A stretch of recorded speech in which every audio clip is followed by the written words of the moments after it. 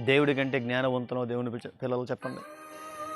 సమస్తం కలుగు చేసిన దేవుడు ఈ లోకంలో మనల్ని పంపి, నాయనా లోకములో నువ్వు దేనికి దాసుడువు కాకు, అటు బంధాలకైనా అటు ప్రకృతిలో దేనికైనా మనం దాసులం కాకూడదు దేవుని పిల్లలు. ఎందుకంటే కనిపించేవన్నీ కూడా కొంత ఊరికి కనిపిస్తాయి.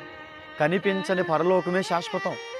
కనిపించే ఈ లోకమాయలో పడిపోక కనిపించిన రాజ్యం కొరకు నువ్వు ప్రయాసపడితే నిన్ను రక్షించుకుంటావు.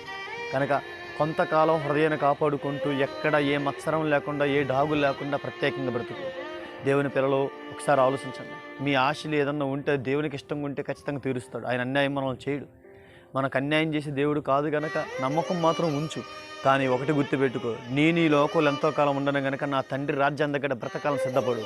ఎందుకంటే ఇది మొత్తం కూడా గతించింది, కానీ అది గతించనది. గతించిన వాటిపై ఆశలు పెట్టుకో, గతించి వాటిపై ఆశలు తగ్గించు. ఖచ్చితంగా ప్రభువు నడిపిస్తాడు.